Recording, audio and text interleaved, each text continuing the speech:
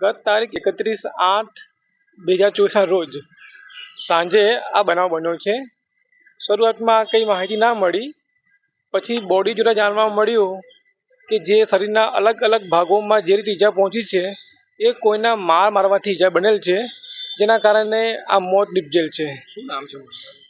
બનાવનું વિઠ્ઠલ પ્રસાદ પંડિત છે, વકીલ શ્રી. આ ઘટના સિંગરોડ ગામ પાસે બની છે. મીરી નદીના લોકેશનની આસપાસ કે જાણવા મળી છે. ત્યાંના બે વ્યક્તિઓએ 108ને બોલાવી હતી અને 108ને મારફતે એસએસજી હોસ્પિટલ આગળની સારવાર અર્થે લઈ આવ્યા હતા.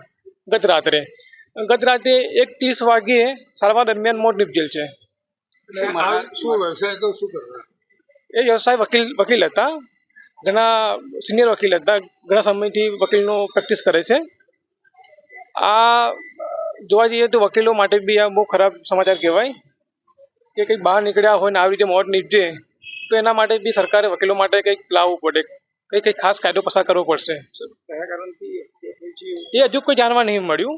આરોપીને તો ત્યાં પોલીસે ધરપકડ કરી છે, પણ કયા કારણથી આ થયું છે એવું કોઈ જાણવા નહીં મળ્યું.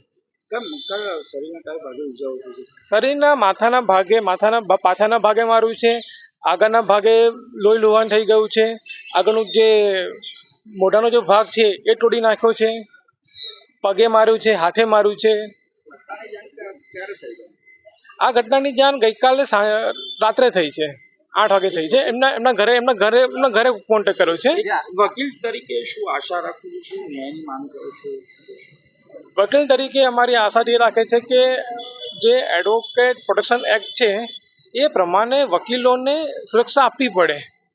આ તો ગમે ત્યારે કોઈના પક્ષમાં અમે જ્યારે વકીલાત કરતા હોય કે કેસ લડતા હોય તો સામેવાળો બી અમને મારી શકે છે. તો એના માટે સરકારે અમારા માટે કંઈક સુરક્ષા માટે કંઈક વિચારવું પડે. આવું ને આવું તો ઘણા બધા વકીલોને તમે જો કચ્છમાં આવું થયું, રાજકોટમાં આવું થયું છે, તો વકીલોને આવી રીતે લોકો મારતા રહેશે. આરોપીને જે રીતે પકડવામાં આવે, કોણ આરોપી શું છે એની જાણકારી? આરોપીને કંઈ નરેશભાઈ રાવલ તરીકે નામ જાહેર કર્યું છે, પણ ચોક્કસ કોઈ માહિતી બહાર નહીં મળી અમે લોકોને. શું નામ છે?